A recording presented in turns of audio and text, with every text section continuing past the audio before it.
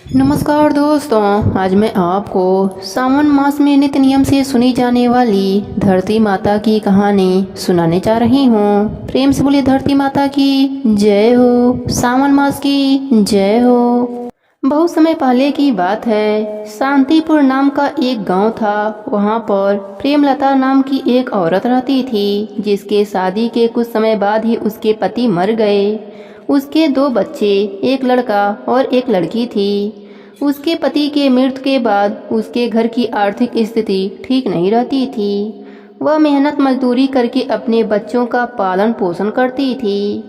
एक दिन उसकी भी मृत्यु हो गई। जब वह अंतिम सांस ले रही थी तो अपने बेटे से बोली, राहुल बेटा, अब तुम्हारी बहन 12 वर्ष की हो गई है। उसकी शादी करा देना और ध्यान देना कि उसका वर तुम्हारे जैसा हो और घर भी तुम्हारे जैसा हो। इतना कहते कहते उसकी सांसें बंद हो गई। राहुल माँ की अंतिम संस्कार करके अपने बहन के लिए शादी खोजने लगा। यही सिलसिला 4 वर्षों तक चलती रही। न अपने जैसा वर पाया और ना ही अपने घर जैसा घर पाया। एक दिन उसके मन में विचार आया, क्यों ना मैं ही अपने बहन से शादी कर लूं। उसे मेरे जैसा वर भी मिल जाएगा और मेरे घर जैसा घर भी मिल जाएगा। शायद माँ की भी यही इच्छा थी, परंतु वह पूरी बात बताए बिना ही चली गईं। खैर कोई बात नहीं, मैं बाजार से शादी का जोड़ा खरीद लाता हूँ। राहुल बाजार गया और शादी का जोड़ा लाया और अपने बहन से बोला, माला, तुम कल इस जोड़े को पहनकर तैयार हो जाना, कल तुम्हारी शादी है। उसकी बहन माला बोली, भैया मेरी शादी आप कहाँ पर कर रहे हैं? पर राहुल बिना कुछ बोले चला गया।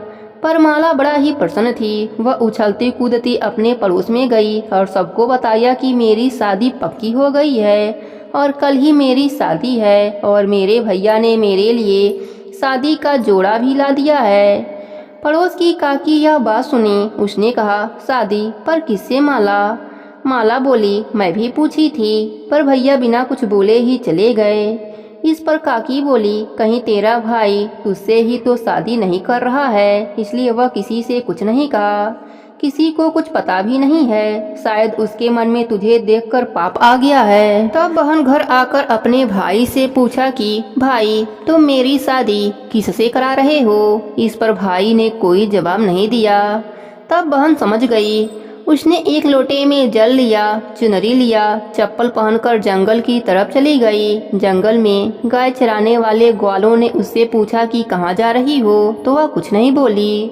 वन में जाकर वह धरती माता को पुकारने लगी और बोली, हे धरती माता, अब तुम ही मेरी लाज रखना, वरना अनर्थ हो जाएगा। वह बोली, मैं क्या करूं? माँ, मुझे अपने गोद में ले लो, नहीं तो अनर्थ हो जाएगा। तब धरती माता फटी तो बहन ने एक तरफ लोटा, चुनरी और चप्पल रख दिया और वह धरती में जाने लगी। इतने में दौड़ता हुआ उसका भाई जंगल में आया और उसने ग्वालों से पूछा कि मेरी बहन किधर गई है। ग्वालों ने कहा कि तेरी बहन उस तरफ गई है। वह बहन बहन पुकारता हुआ उस तरफ दौड़ा। जब वह देखता है कि उसकी बहन धरती में समा रही है, यह देखकर वह बहन को पुकारता हुआ उस तरफ दौड़ता है। तब तक उसकी बहन धरती में समा चुकी थी, केवल थोड़े से बाल दिखाई दे रहे थे। वह बहन के बालों को मुट्ठी में पकड़कर रोने लगता है, बहन तू सत्य के लिए धरती माँ के गोद में समा गई, मेरी बुद्धि भ्रष्ट हो गई थी। माँ का वचन निभाने के लिए मेरे जैसा कोई वर नहीं मिला, इसलिए ऐसा विचार आया। ऐसा बोलकर वह जोर जोर से रोने लगा। पर धरती माता ने सत्य के लिए बेटी को अपने में समा लिया था। जो बाल बाहर रह गए थे वह दूब बन गए। तभी से औरतें धरती माता की कहानी सुनती हैं और चुनरी, चप्पल, लोटा, एक बर्तन में हरी मूंग और लड्डू कुंवारी कन्या को देती हैं। जो भी इस प्रकार से कहानी सुनता है उसके ऊपर धरती माता की कृपा बरसती है। हे धरती माता, अपने सभी भक्तों पर अपनी कृपा बनाए रखना। कहानी अधूरी हो तो पूरी करना, पूरी हो तो मान रखना। प्रेम से बोलिए धरती माता की जय हो।